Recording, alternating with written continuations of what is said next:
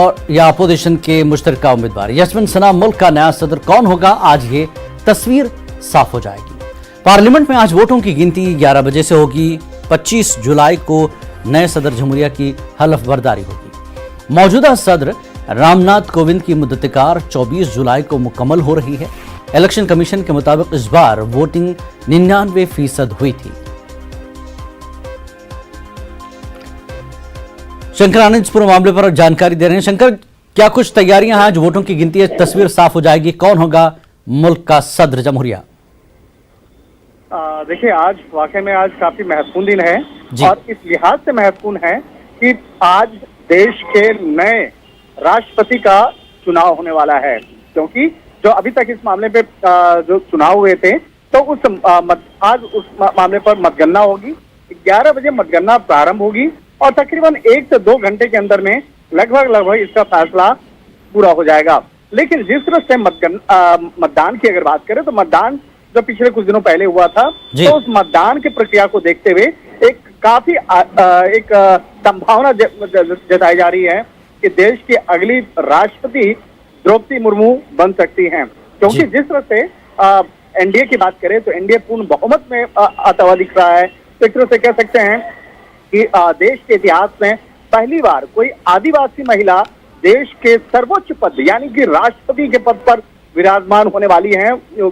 द्रौपदी मुर्मू की अगर बात करें तो मूल रूप से वो उड़ीसा की रहने वाली है, लेकिन झारखंड की वो राज्यपाल भी रही है और जिस तरह से उनका पूरा व्यक्तित्व देखा जाए काफी स्ट्रगल भरा उनका जीवन रहा और कहीं न कहीं समाज के लिए उनकी जो जीवन है एक काफी प्रेरणा का स्रोत बना कि एक छोटे से गांव से, आदिवासी बहुल इलाके से वो आती हैं और उसके बाद देश के सर्वोच्च पद यानी कि राष्ट्रपति के पद के लिए अगर वो चुनी जाती हैं तो निश्चित तौर पे काफी मामला होगा। हालांकि देखा जाए तो यशवंत सिन्हा उनके विपक्ष में हैं। यशवंत सिन्हा भी काफी मजबूत उम्मीदवार माने जाते हैं, लेकिन जिस तरह से एनडीए के तरफ में पूर्ण तौर पर ये समर्थन जाता हुआ दिख रहा है तो कहीं न कहीं एक तरह से कह सकते हैं यशवंत सिन्हा की उम्मीदवारी हल्की पड़ती हुई नजर आ रही है। द्रौपदी मुर्मू के हक में आज ये फैसला तकरीबन 12 से 1 बजे तक के बीच में आ सकता है। संसद भवन के अंदर में आज मतगणना होगी और 11 बजे मतगणना प्रारंभ हो जाएगी। तो देखना लाजमी होगा कि मयूरभंज जो उड़ीसा का इलाका है वहां से लेकर राष्ट्रपति भवन तक का सफर किस तरह से द्रौपदी मुर्मू का पूरा होता है। जी, बहुत बहुत शुक्रिया शंकर इस जानकारी के लिए। और आगे बढ़ेंगे। ज्ञानवापी केस में सुप्रीम कोर्ट आज समाअत करेगा। Justice DY Chandrachud, justice Suryakant और जस्टिस PS नरसिम्हा की खुसूसी बेंच मामले की समाअत करेगी। अदालत उस्मा में इस केस की पिछली समाअत 20 मई को हुई थी। पिछले समाअत में ज्ञानवापी मामले में वाराणसी के जिला अदालत के हवाले कर दिया था। अदालत ने अहाते में मौजूदा सूरत हाल को बरकरार रखने की हिदायत भी दी थी। अदालत 17 मई के अबूरी हुक्म को जारी रखने की बात भी कही थी। वाज़ेह है कि 17 मई को अदालत ने अपने हुक्म में जो अहम बातें कही थी उनमें शिवलिंग होने का दावा करने वाली जगह को महफूज करने और मुसलमानों को नमाज पढ़ने से न रोकना शामिल था।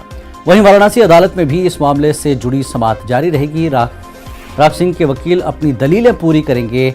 अदालत श्रृंगार गौरी में मुस्तकिल दर्शन की इजाजत मांगने वाली अर्जी पर समाअत कर रही है।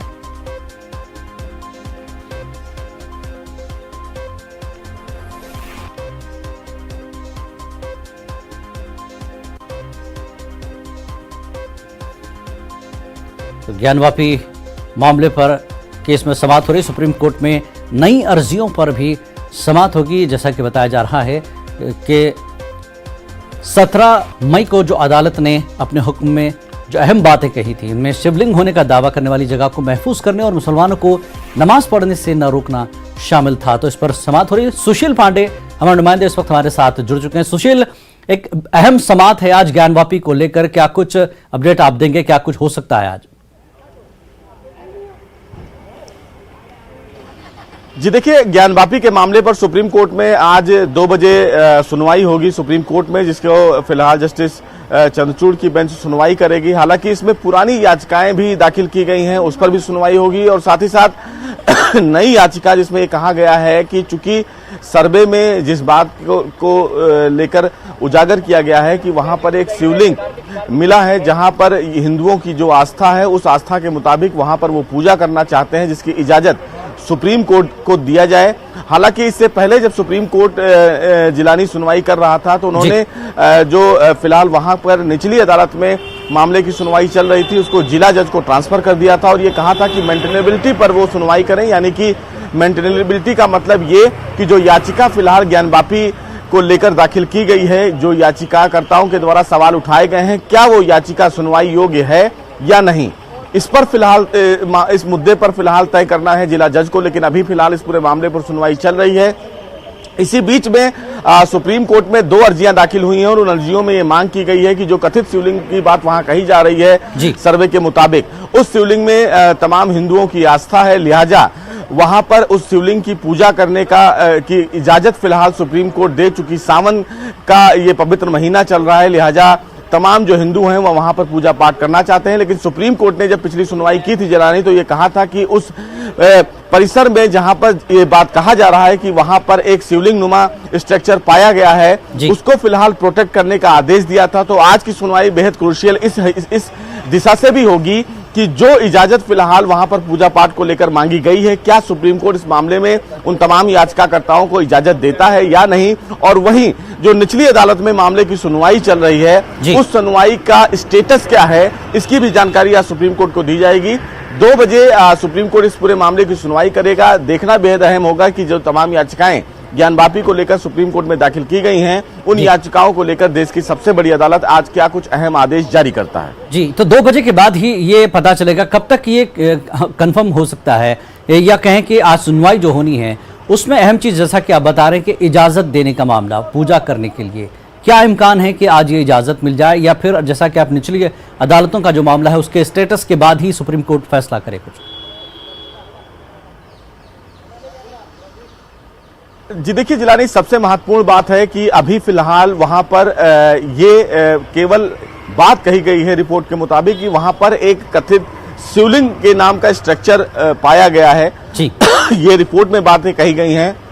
हालांकि अदालत की तरफ से अभी इसकी घोषणा नहीं की गई है कि जो स्ट्रक्चर वहां पर मिला है वो शिवलिंग है या कुछ और है। ऐसे में याचिकाकर्ताओं के द्वारा जो अर्जी दाखिल की गई है और जो अर्जी में मांग की गई है कि वहां पर पूजा की इजाजत दी जाए, ऐसे में उम्मीद बहुत कम है कि सुप्रीम कोर्ट इस मामले को लेकर और आगे बढ़े, क्योंकि अभी इस पूरे मामले में यही तय नहीं हो पाया है कि जिस बात की क्लेम की जा रही थी और जो याचिका सुनवाई योग्य है या नहीं है, उसका भी मामला अभी फिलहाल ट्रायल कोर्ट में लंबित है। तो ऐसे में उम्मीद बहुत कम है आज जिलानी की इस पूरे मामले में सुप्रीम कोर्ट उन तमाम लोगों को यहां से राहत दे। चूंकि सुप्रीम कोर्ट में याचिका दाखिल करने का अधिकार हर किसी व्यक्ति को है आर्टिकल 32 के मुताबिक, ऐसे में वो सुप्रीम कोर्ट का दरवाजा खटखटा सकते हैं। लेकिन आस्था से बढ़कर वहां पर सबूत और तथ्यों पर बात की जाती है अदालत में, तो क्या अदालत उन तमाम चीजों को देखेगा? हालांकि तमाम याचिकाकर्ताओं के द्वारा जिलानी ये भी कहा गया है कि जो स्ट्रक्चर वहां पर मिला है उस स्ट्रक्चर की कार्बन डेटिंग से जांच कराई जाए कि वो स्ट्रक्चर कितना पुराना है। तो ये तमाम जो दलीलें फिलहाल कोर्ट में रखी जाएंगी, क्या कोर्ट इस दिशा में आगे बढ़ेगा कि कार्बन डेटिंग की जांच की मांग की गई है वहां पर पूजा करने से पहले, तो क्या कार्बन डेटिंग की इजाजत दी जाती है वहां पर या नहीं? क्योंकि तमाम हिंदू पक्षकारों की तरफ से यह कहा जा रहा है कि जो शिवलिंग नुमा स्ट्रक्चर मिला है उसमें हिंदुओं की आस्था है, लेकिन वो स्ट्रक्चर शिवलिंग ही है, इसकी पुष्टि अभी नहीं हो पाई है। यानी तो क्या मजीद पूरी तरह आगे बढ़ता है या नहीं, जानकारी होगी, पूरी तरह से जांच होगी, उसके बाद ही कोर्ट तय करेगा। बिल्कुल, बहुत बहुत शुक्रिया सुशील इस पूरी जानकारी के लिए। आगे बढ़ेंगे अगली खबर की तरफ। कांग्रेस सदर Sonia Gandhi national Herald case में ईडी के सामने पेश होंगी। मनी लॉन्ड्रिंग के मामले में एजेंसी सोनिया गांधी से पूछताछ करेगी। उधर सोनिया गांधी की पेशी और पूछताछ के खिलाफ कांग्रेस दिल्ली समेत मुल्क भर में बड़े पैमाने पर एहतजाज करेगी। दिल्ली में कांग्रेस के एहतजाज के पेश नजर सिक्योरिटी के माकूल बंदोबस्त किए गए हैं। ट्रैफिक रूट्स में भी तब्दीली की गई है। औरंगजेब मार्ग, मोतीलाल नेहरू मार्ग, जनपथ और अकबर रूट से गुजरने वालों को अपना रूट तब्दील करना होगा। देश के सामने दिखाना है कि सरकार किस स्तर पर गिर रही है। सोनिया गांधी सिर्फ कांग्रेस के अध्यक्ष नहीं है, एक शहीद की बहू हैं, एक शहीद की पत्नी हैं, पूरा जीवन उन्होंने इस देश की सेवा में लगा दिया। उनके साथ अगर आप एजेंसीज का दुरुपयोग करके इस तरह की घिनौनी राजनीति करेंगे तो कांग्रेस पार्टी सड़कों पर आएगी और जवाब देगी। और आइए इस पूरे मामले पर बात करते हैं। हमारे नुमाइंदे शंकर आनंद हमारे साथ जुड़ चुके हैं। शंकर, जिस तरह से ये अंदाजा लगाया जा रहा था कि ईडी जब इन्हें पूछताछ के लिए बुलाएगी सोनिया गांधी को, कांग्रेस का अपना एहतजाज का प्रोग्राम है, तो किस तरह की सिक्योरिटी की तैयारी है, पुलिस की तैयारी है एहतजाज को पेश नजर, और इधर सोनिया गांधी ईडी दफ्तर पहुंचेंगी, कब तक पहुंचेंगी? सोनिया गांधी आज ईडी के दफ्तर में पहुंचेंगे और उसके बाद पूछताछ की प्रक्रिया में हिस्सा लेंगे। जिस तरह से आरोप की बात करें तो यंग इंडियन लिमिटेड नाम की जो कंपनी है, उस कंपनी का जो मालिकाना हक है, उस मसले पे बातचीत होगी, उस मसले पे पूछताछ होगी। हालांकि इसी मामले पर पहले राहुल गांधी से पिछले महीने पूछताछ हो चुकी है। यंग इंडियन लिमिटेड कंपनी की अगर बात करें तो उस कंपनी में मालिकाना हक सोनिया गांधी, राहुल गांधी, ऑस्कर फर्नांडिस और मोतीलाल वोरा के नाम से थे। हालांकि मोतीलाल वोरा और ऑस्कर फर्नांडिस के इंतकाल के बाद अब पूरा का पूरा मालिकाना हक सोनिया गांधी और राहुल गांधी के नाम पर है। और जिस तरह से ये मात्र 5 लाख रुपए की पूंजी से ये कंपनी प्रारंभ की गई थी साल 2010 में, लेकिन आज के तारीख में ये कंपनी तकरीबन 800 करोड़ से ज्यादा की संपत्तियों का मालिक है। जबकि इस कंपनी के द्वारा कोई भी व्यावसायिक कारोबार नहीं किया गया, कोई कमर्शियल एक्टिविटी नहीं की गई। तब अचानक इस कंपनी का इतना मालिकाना हक, इतना 800 करोड़ की संपत्ति कैसे तैयार हुई, इन तमाम मसलों पर पूछताछ होगी। तो आज कहा जा सकता है कि इस मामले को लेकर बेहद महत्वपूर्ण आज पूछताछ कही जा सकती है। और सोनिया गांधी पहली बार किसी भी जांच एजेंसी के सामने आज पेश होने वाली हैं। इससे पहले आज तक कभी भी सोनिया गांधी किसी भी थाना या पुलिस या किसी जांच एजेंसी के सामने वो पेश नहीं हुई थी। ये पहली बार इतिहास में है कि केंद्रीय जांच एजेंसी के सामने पूछताछ की प्रक्रिया में हिस्सा लेने के लिए सोनिया गांधी आज पेश होने वाली हैं। और जिस तरह से बाकायदा ईडी मुख्यालय के आसपास सुरक्षा व्यवस्था की बात करें तो आज कांग्रेस के युवा कार्यकर्ता और नेताओं के प्रदर्शन के मद्देनजर काफी तब्दीली यहाँ पे की गई है। काफी सुरक्षा व्यवस्था में बदलाव किया गया है और काफी सुरक्षा व्यवस्था को यहाँ पे तैनात किया गया है। बिल्कुल एहतजाज की जिस तरह से उम्मीद करी थी, एहतजाज होगा आज कांग्रेस के लोग और सोनिया गांधी ईडी के सामने पेश होंगे। बाकी 2 लोग नहीं है। रविशंकर प्रसाद प्रेस कॉन्फ्रेंस कर रहे हैं। ऑस्कर फर्नांडिस वो गुजर गए और बिल्कुल गैर कानूनी तरीके से पूरे नेशनल हेराल्ड की ओनरशिप को यंग इंडिया को दे दिया गया। नेशनल हेराल्ड के पास हजारों करोड़ रुपए की संपत्ति है। दिल्ली में है, मुंबई में है, मोहाली में है। जिस संपत्ति को कांग्रेस सरकारों ने सस्ते दर पर सरकार की जमीन दी, उससे हजारों लाखों रुपया किराया आता है। यह है कुल मामला। इस मामले की जांच चल रही है। आप क्यों नहीं वहां जवाब देंगी भाई? यह बड़ा सवाल है। पूरे बीजेपी के ऊपर संस्थाओं को समझौता करने का आरोप लगाते हैं राहुल गांधी, लेकिन आप बेल पर हैं, कानून के शिकंजे में हैं और आप जवाब नहीं देंगे और सुनिए जवाब नहीं देंगी। और याद करिए, इन लोगों ने हमारे लोकप्रिय प्रधानमंत्री नरेंद्र मोदी जी जब मुख्यमंत्री थे गुजरात के, उनको प्रताड़ित करने का कितना केस चलाया गया। वो स्वयं हाजिर हुए, 12 घंटा उन्होंने एजेंसीज के प्रश्नों का जवाब दिया। एक लोकप्रिय मुख्यमंत्री। कभी बीजेपी के गुजरात ने प्रदर्शन किया क्या? कभी देश की बीजेपी ने प्रदर्शन किया क्या? यह है हमारा कानून को मानना। और मोदी जी तप कर निखर कर कानूनी प्रक्रिया से सुप्रीम कोर्ट तक बाहर निकले कि उनके खिलाफ गुजरात दंगों के सारे आरोप बेबुनियाद थे। एक ये हमारा आचरण है, कानून, संस्थाओं का सम्मान। और एक इनका आचरण देखिए कि मुख्यमंत्री दिल्ली बैठे हुए हैं, सारे एमपी सदन छोड़कर उनके समर्थन में ईडी और अन्य संस्थाओं को डिमोरलाइज करने की कोशिश कर रहे हैं। ये हैं बड़े सवाल। इसलिए आज ये जो सत्याग्रह नहीं दुराग्रह है कांग्रेस पार्टी का, परिवार जब पार्टी संपत्ति को अपनी जेब में कर रही है उसको बचाने का दुराग्रह है। तो हम इसकी भर्त्सना करते हैं। देश में सच्चाई जानी चाहिए। सच्चाई यही है कि सोनिया गांधी जी, राहुल गांधी जी बेल पर हैं, जिसमें आरोप 420 का भी है, धोखाधड़ी का भी है, 120 भी कॉन्स्पिरेसी का भी है। और वो हाई कोर्ट गए, हार गए, सुप्रीम कोर्ट गए, हार गए, एफआईआर क्वॉश नहीं हुआ, इनकम टैक्स से कंफर्म है। तो अब ईडी जब पूरे मामले की जांच कर रही है कि इसमें मनी लॉन्ड्रिंग का केस है कि नहीं, तो आप जवाब नहीं देंगे क्या? और जाएंगे तो पूरे देश में ईडी और सरकार के खिलाफ इस तरह से मुख्यमंत्री और उनके नेतागण बेबुनियाद हवा बनाएंगे। हम इसकी बहुत भर्त्सना करते हैं और हमें पूरा विश्वास है कांग्रेस पार्टी की हताशा है। इतनी बड़ी हार के बाद भी, बार बार हारने के बाद भी, पार्टी को जेबी बनाने के बाद भी अब पार्टी की संपत्ति भी जेबी बनाई जा रही है और सवाल का जवाब भी नहीं देंगे। ये मामला है। Today Sonia Gandhi ji is going to be question by the ED.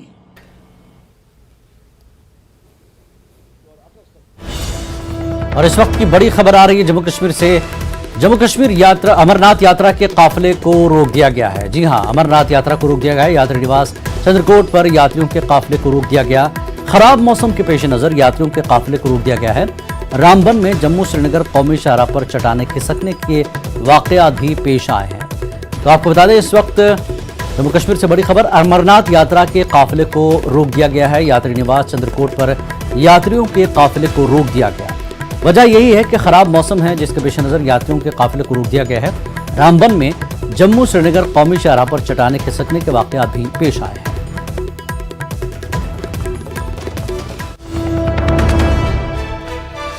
और एक अहम खबर इस वक्त, वजीर आजम नए सदर जमहूरिया के एजाज में इशाइया का एहतमाम करेंगे। 22 जुलाई को वजीर आजम की तरफ से इशाइया का एहतमाम किया जाएगा। एनडीए की हलीफ जमातों के लीडर शिरकत करेंगे और बीजेपी इख्तिदार वाली रियासतों के वज़राए आला भी शिरकत करेंगे। इसके अलावा वाईएस जगन और नवीन पटनायक भी तकरीब में मदऊ किए गए हैं। तो वज़ीर आज़म नरेंद्र मोदी नए सदर जमहूरिया के एजाज़ में इशाइया का एहतमाम करेंगे। 22 जुलाई को वज़ीर आज़म की तरफ से इशाइया का एहतमाम किया जाएगा। एनडीए की हलीफ जमातों के लीडर शिरकत करेंगे। बीजेपी इख्तिदार वाली रियासतों के वज़राए आला भी शिरकत करेंगे, जिसमें वाईएस जगन और नवीन पटनायक भी शिरकत कर सकते हैं। मदऊ किया गया उन्हें।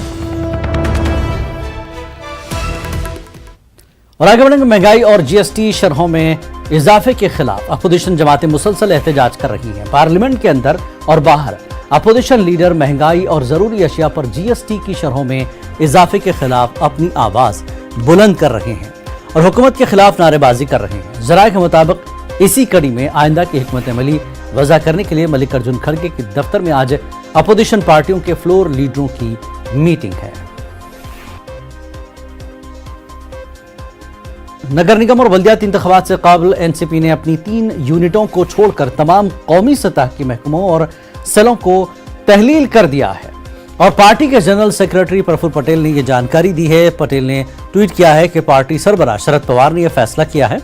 उन्होंने पार्टी की 3 यूनिटों national women's congress, national youth congress और नेशनलिस्ट स्टूडेंट्स कांग्रेस को छोड़कर तमाम कौमी महकमों और सेलों को फौरी असर से तहलील कर दिया है। ताहम उन्होंने इस फैसले के महरिकात के बारे में कोई जानकारी नहीं दी है। और इस पूरे मामले पर तफसीलात देने के लिए अमित, हमारे नुमाइंदे, हमारे साथ जुड़ चुके हैं। अमित, क्या कारण है, क्या वजूहात है ये फैसला लिया गया है एनसीपी की तरफ से? देखिए, जितनी मेन बॉडी है और जो फ्रंटल ऑर्गेनाइजेशन होती है उनको छोड़कर जितने भी जो विभागीय जो कमेटियां हैं, चाहे वो माइनॉरिटी कमेटी हो, ओबीसी हो, पंचायती राज हो, लीगल सेल हो, सेवा दल हो, नेशनल सेक्रेटरीज हो, एससी एसटी सेल हो, व्यापारी सेल हो, या इसके अलावा नागरिक विकास प्रकोष्ठ, निराधार व्यक्ति विकास प्रकोष्ठ, ये सारी प्रकोष्ठों को जो है बर्खास्त किया गया है, क्योंकि ये बताया जा रहा है कि 2 महीने में नेशनल कार्यकारिणी का चुनाव है एनसीपी में। ऐसे में नई तरीके से जो है इन सारी कमेटियों को जो है वो फिर से जो है ऑर्गेनाइज किया जाएगा, नए लोगों की भर्तियां की जाएंगी, क्योंकि जिस तरह से देश में आने कुछ राज्यों में जो है आने वाले समय में चुनाव भी है, इसको देखते हुए जो है एनसीपी अपने सभी सेल को जो है वो मजबूत करना चाहती है। और जिस तरह से हमने देखा कि महाविकास अघाड़ी सरकार गिरी और शिंदे गुट और बीजेपी की सरकार बनी, ऐसे में जो है अब शरद पवार जो है एक्शन मोड में आ गए हैं और सभी कमेटियों को जो है नए सिरे से नए तरीके से जो है बनाने की कोशिश की जाए, ताकि जनता के बीच ये कमेटियां जाकर लोगों का काम करे। और चूंकि 2 महीने बाद राष्ट्रीय कार्यकारिणी का चुनाव है, ऐसे में हर कमेटी को बदलने का सिलसिला भी जो है एक चल रहा है। ठीक।